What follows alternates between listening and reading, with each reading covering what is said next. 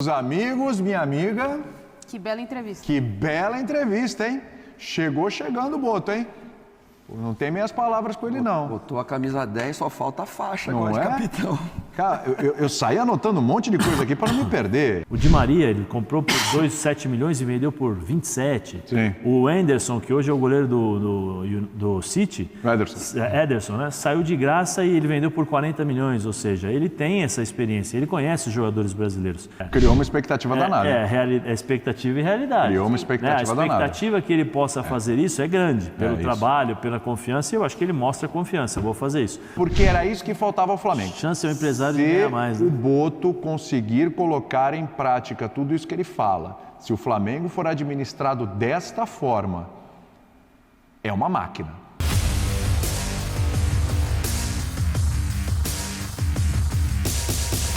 Salve nação, saudações rubro-negras. O diretor técnico do Flamengo, José Boto, deixou todo mundo assim, ó. De boca aberta, de queixo caído, cara. Os comentaristas do F90 ficaram assustados com o que viram. Porque o cara já chegou dando aula, né? Vocês vão ver agora a impressão deles, a reação deles. Eles assistiram a entrevista coletiva na íntegra. E eu vou trazer aqui para vocês o que eles falaram de José Boto. Chegou chegando, né? Então já chega deixando o like aí também, se inscreva aqui no nosso canal e ative o sininho. Quero dar os créditos para o canal ESPN Brasil, link na descrição como crédito. Simbora, vamos lá. Meus amigos, minha amiga. Que bela entrevista. Que bela entrevista, hein? Chegou chegando o Boto, hein? Não tem meias palavras com ele, não. Botou a camisa 10, só falta a faixa Não agora é? de capitão. Cara, eu saí anotando um monte de coisa aqui para não me perder. A questão da base, Sim. né? Da preparação da base, que começou a copiar a Europa. Europolização Deu da... errado. Felipe Luiz, responsabilidade minha. Se ele errar, o problema é meu, é comigo. Nada de contratar jogador para agradar a torcida, né? Contratar jogador que tenha rendimento. Nossa, e coisa cobrar, pra caramba. né? E cobrança, vai ter cobrança. E serão cobrados. Aqui não tem jogadores que vão vir aqui para passear. Né? Limpa no CT com quem não tem nada a ver com o futebol, com o dia a dia. O que é o correto. E tá certo. Essa é a tal da profissionalização mesmo, né? E tá certíssimo. Que é o torcedor feliz em dezembro e não agora em janeiro, né? Não é? Porque agora você fica feliz com a contratação. Tem acontecido isso com o Flamengo. Tem acontecido com o Flamengo. Aquela felicidade em janeiro. Apesar que no outro ano não teve muita felicidade, que foi o Mundial, né? Mas enfim... chegam jogadores, vem chegar lá no final do ano, e aí, o que aconteceu? Ah, não ganhou nada. Esse ano foi a Copa do Brasil. Que bom, foi um título, mas dos três, o menos importante, né? Para salvar o ano, meio que salvar, dar uma alegria para o torcedor. Acho que, né, o discurso dele é interessantíssimo. Não sei para onde vocês querem começar, mas qualquer tema hoje é bom. Os nossos ex-jogadores aqui, no caso um ex-treinador também, né? No caso um ex-treinador também, o que mais impactou aí nessa... E já passei lá, né? E que já passou por lá, inclusive, conhece bem o Flamengo também. O que mais impactou aí? Só a questão do campeonato brasileiro. Falou que é prioridade. E é sim muito importante, mas aí eu não acho que é mais importante que a Copa Libertadores, não. Porque o brasileiro, o Flamengo vai disputar sempre. Só não vai disputar se cair para a segunda divisão. Vai disputar o brasileiro da segunda divisão. Coisa que a gente não vê, sei lá. Mas esse Flamengo é para estar sempre na Libertadores também, né? Agora, uma coisa é o que ele falou. Outra coisa era que tiver em andamento e a Copa Libertadores e o brasileiro, como é que você faz? Então, mas acho sabe o que que acontece, Silas? Eu entendo o que você está falando, assim, o que acontece é o seguinte, o que não dá para acontecer é o Flamengo não disputar o Campeonato Brasileiro. Porque porque vamos lá, o Flamengo ele começa, mas todo ano o Flamengo chega na reta final, já... Todo ano que eu digo, quantas rodadas, 2021 até esqueci aqui o número, cá. mas quantas rodadas de campeonatos brasileiros o Flamengo passou sem liderar?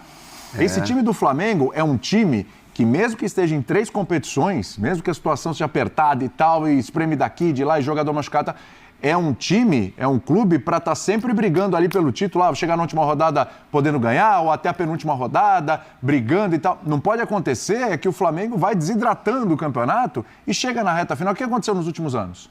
Chegou na reta final, era Palmeiras, Internacional no ano, Botafogo, Palmeiras e tal, Flamengo com mínimas chances, o Grêmio. E no Rio de Janeiro, né, ano William, também, Zé e Nath, todo mundo era pendente do Flamengo. Assim como lá no Sul, o Grêmio pode estar lá embaixo, mas se o Inter estiver aqui, eles dão um jeito de levantar também Atlético e Cruzeiro. No Rio de Janeiro, todo mundo era pendente do Flamengo. Só que agora, não que ficaram pendentes do Botafogo, mas o Botafogo deu uma aula de jogar 2 campeonatos e 2 finais praticamente em 12 dias. Eles fizeram 2, não, eles fizeram mais, né? Porque os jogos depois do Campeonato Brasileiro foram todas finais. Pois é. Internacional e que pensando no recorte São Paulo, de Libertadores e aquele jogo contra o Palmeiras no Allianz Parque... Esse foi o jogo, era um recorte ali de precisamos ultrapassar eles de novo. Não, e uma coisa poderia atrapalhar a outra. Porque se o Palmeiras atropela o Botafogo aqui no Allianz, como fez o ano passado lá no Engenhão, e ele vai no sábado seguinte para jogar a final da Libertadores, teria sido provavelmente um outro resultado lá também. E não ganharia também do Inter na volta, ou seja, o Botafogo deu uma aula realmente de elenco. Eu acho que o Boto está falando muito bem, mas se o Flamengo não tiver elenco, porque o Botafogo, que a gente mais falou aqui, já tem elenco, foi que o Botafogo mas tinha o tava cheio. elenco. Bastos machucou, entrou o Adrielson, o Alexander Barbosa ficou fora, o Gregory ficou fora. Lá no Monumental Santos, de Nunes ele vai jogador. expulso e quando ele volta contra o São Paulo, ele vai e faz o gol. Ele só jogou porque o Danilo Barbosa estava suspenso. Então, olha o elenco. Quando o treinador olha para isso, ele fala, opa, o Júnior Santos, quanto tempo ficou fora o Júnior Santos? Sim. O Tiquinho estava aqui, de repente o Tiquinho fez assim e me aparece Igor Jesus. E aí o time, Matheus Martins que volta, ou seja, o time... Então, mas tem um trabalho de treinador aí também, né? Tanto é que ele fala do Felipe Luiz, porque, por exemplo, na Copa América, quando ainda era o Tite, o Flamengo conseguiu se manter bem no campeonato, mesmo com tantos desfalques, porque tinha elenco. Mesmo colocando ainda molecada e tal, o Flamengo tem um elenco. Ele demonstrou ali uma capacidade de elenco muito grande. Claro que foi perdendo jogador, perdeu o Pedro, mas o Gabigol veio e voltou e fez os gols lá na decisão da Copa do Brasil e tal. Tem elenco, tanto é que ele está falando. É ajuste. Tem um elenco muito bom. Mas o principal, e talvez o que passa, é o planejamento. Porque se a gente está falando de um Botafogo que foi bem sucedido na temporada passada, aprendeu com os erros da temporada anterior. Da temporada passada, não, né? Dessa temporada. A gente não acabou eu também estou achando que eu não virou já. Mas passa muito pela análise de scout, pelo trabalho de investimento, investir corretamente, de entender quais jogadores poderiam chegar com um valor em que não precisava ter o investimento, mas que teriam um acréscimo na folha salarial. Então, teve todo um trabalho da profissionalização do entorno do Botafogo, até chegar ao gramado. E aí sim, você tem uma estrutura que tem um treinador bom, você tem todo um departamento que conversa e pensa a mesma coisa de futebol, isso facilita. O Flamengo, ao longo da temporada, teve muitos jogadores machucados. Sim. E aí a gente pode falar Luiz Araújo, a gente pode falar o Cebolinha, que tem um crescimento de produção machuca. Pedro, De aí La você tem Cruz. o Pedro, Arrascaeta, pô. Arrascaeta, nunca chegou no nível aí dele. Aí você tem um questionamento em relação o Vinha também machucou, né? O Vinha machucou, Mas aí você tem um questionamento em relação ao planejamento de futebol do Flamengo, a convicção no treinador que contrata, a expectativa do que vai gerir e da característica para ver se vai casar. Tem tudo isso. Então, no final ali das contas, o que me chamou muita atenção é essa questão da profissionalização.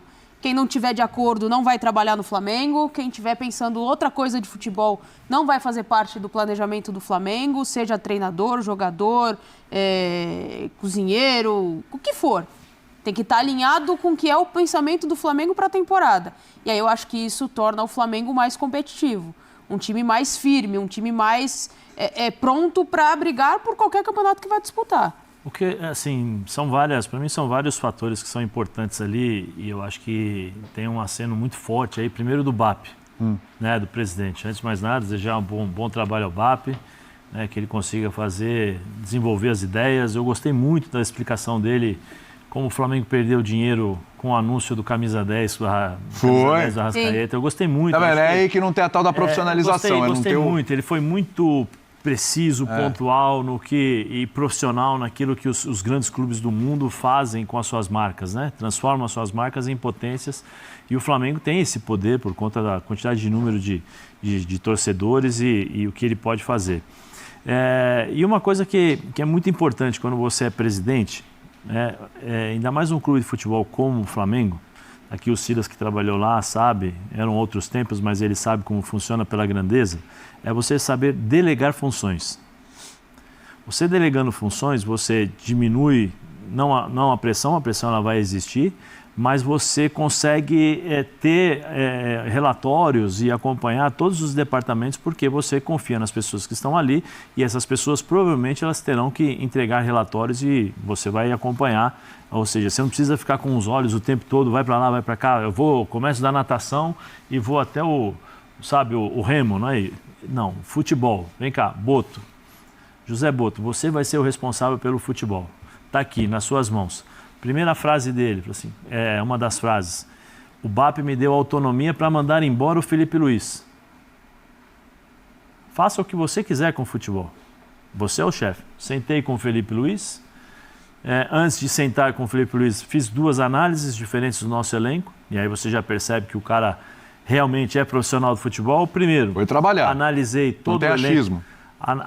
Vi os jogos do Flamengo, não sei se ele viu todos, mas a impressão que dá que ele viu muitos jogos do Flamengo. Analisei o elenco e analisei o treinador, as ideias do treinador, as entrevistas do treinador, como ele se comunica, como ele fala, porque aí nós temos a ideia de que o treinador tem como futebol. Depois conversei com o Felipe Luiz, entendi, eu acho que vai muito aquilo que nós queremos.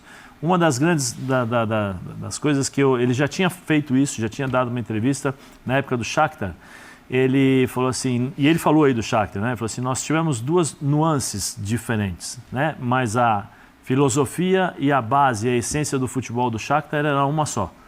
Então nós tivemos o Luiz Castro e depois o De Zerbi. Isso. O Luiz Castro gostava de fazer pressão, roubar essa bola e ficar com a posse de bola. O De Zerbi gostava de ter a pressão no seu próprio campo para aproveitar os espaços para depois no contra-ataque, mas a essência era permanecer com a bola nos pés. O que ele fala do Flamengo? Conversei com o Zico, conversei com o Júnior, entendi e sei a filosofia, até porque ele conhece mais o futebol brasileiro do que muita gente. Porque ele desde 2011, se eu não me engano, peço perdão, mas 2011, quando ele começa a trabalhar como scout ele já trabalhou com muitos brasileiros, Benfica, né? No Benfica. Ele mesmo falou. Ele conhece todo o futebol brasileiro, ele mapeia todo mundo. E ele tem uma coisa que ele fala o seguinte, se o jogador brasileiro ele começa a jogar e eu já percebo que ele tem qualidade, eu já vou lá e compro. Por quê? Porque se eu deixar ele jogar mais tempo, ele vai ser mais valorizado. Então, para mim, é interessante ele sair com 700 mil euros, como ele fez com o Davi Luiz, depois vender por não sei quantos milhões. Eu tenho uma lista aqui, depois eu vou mandar pro Arthur, eu posso até ler depois. O Di Maria, ele comprou por 7 milhões e vendeu por 27. Sim. O Anderson, que hoje é o goleiro do City, Ederson, né? Saiu de graça e ele vendeu por 40 milhões, ou seja, ele tem essa experiência, ele conhece os jogadores brasileiros, conhece o Flamengo também. E ele falou, a essência do Flamengo é o seguinte, nós vamos trabalhar aqui, quem não estiver de acordo com a forma como eu trabalho, está fora. Deixou muito claro isso. Está fora. Ou vai trabalhar do jeito que eu quero, ou senão está fora. Jogador, todas as condições do mundo. Fiquei impressionado, né, como é que ele falou lá? Com os centros de treinamento, sim, com as condições, com tudo aquilo, com a estrutura. Jogador tem que ser cobrado. Deixou muito claro, jogador tem que ser cobrado, não vem com esse negócio de mimimi depois. Ele deu uma ordem hierárquica ali, né? Porque a outra diretoria tinha a passação de pano, né? Passava pano para algum jogador. Ele falou para todo mundo. Cozinheiro. Uma coisa que deixou bem, eu gosto bastante, porque eu fiz algumas perguntas algumas vezes para alguns dirigentes que vieram aqui, eles não souberam me responder. Né? Porque existe uma exigência muito grande para os treinadores brasileiros estarem atualizados, cursos para lá, cursos para cá, futebol, isso. Só que os dirigentes estão capacitados a discutirem tática com o jogador. E esse parece que está. Os dirigentes estão capacitados a entenderem quais as reais dificuldades dos jogadores no dia a dia. Eles estão acompanhando os treinamentos para entender, esse aqui está fora por quê? Porque ele não treina direito. Esse aqui está fora porque não se encaixa dentro do 3-5-2, do 4-4-2, do 3-4-3. Né? Então, assim, pelo que deu a entender ali, ele está batendo tática ele conversou sobre tática com o Felipe Luiz, ele conversou sobre como você se comunica, como você vê o futebol, qual a sua ideia de futebol, é a mesma que eu tenho. Então isso é interessantíssimo, porque é uma questão de profissionalização.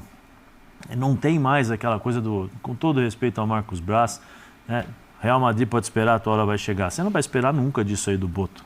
Ô Zé, Não vai até isso que você chegar está no- falando, assim, é um choque. É que no primeiro momento choque de a realidade. gente está lidando com palavras. Sim. As ações a gente vai ver aí durante o ano. O que ele vai enfrentar não vai ser fácil. Mas assim, o que a gente vê é um choque muito grande, porque o que a outra diretoria, embora o Flamengo tenha sido campeão de Libertadores 2 vezes com outra Filosofias diretoria, diferentes, né? Formas campeão diferentes, brasileiro né? 2 vezes, Copa do Brasil e tudo, etc., sempre teve um time muito bom, que a gente sempre colocou como o melhor da América, enfim, etc. Mas, se a gente pegar, você falou o Real Madrid pode esperar, a sua hora vai chegar. Bom, teve isso, Falou sobre teve dispensa de uma treinadores, né? série de problemas com relação a Gabigol. Quase troca de soco, quase, né? Quase troca Pedro e o assistente lá do Sampaoli. Teve o Não, Gerson digo do Brás com... também. Teve Gerson com o Varela, foi isso? Varela. Teve isso, não teve? Teve. Teve Marcos Braz no shopping com um torcedor lá. Vocês lembram disso? Teve. Né?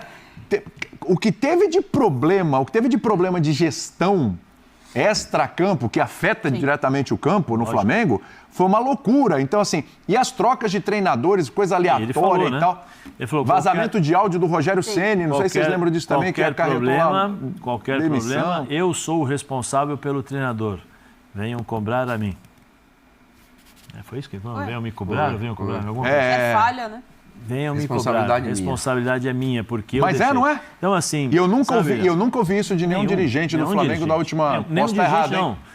Dificilmente a Não, gente vai poucos se escutar... responsabilizavam, Do né? Flamengo? Não só do Pelas Flamengo. falhas. Não só Muito do pouco. Flamengo, William. Eu não vi o Landim Não só- tomar essa não decisão, só- o Braz não tomar só essa do decisão. Flamengo. Mas ele Porque, também assim, está aprendendo com o erro. Eles estavam lá de na hora outros, boa. né? O que é bom. Estavam lá na hora boa, na hora do vamos ver, muito se afastaram. Assim, os portugueses nesses aspectos, o Silas está aqui, jogou lá, eu conheço alguns, eles são muito preparados e muito precavidos em relação ao que fala e o que irão fazer. É um planejamento, porque assim, você chega lá, você percebe pela entrevista, ele pegou de A até Z. De A até Z. Ele Foi. E o que ele não sabia, foi Fechou vamos tudo. analisar, né? Vamos analisar. E uma coisa que eu acho que é bem interessante, né? Que é interessantíssima. Talvez agora a gente possa dar um pouquinho mais de valor aos ex-atletas, ex-jogadores e ex-treinadores que falaram e continuam falando sobre determinadas situações do futebol brasileiro.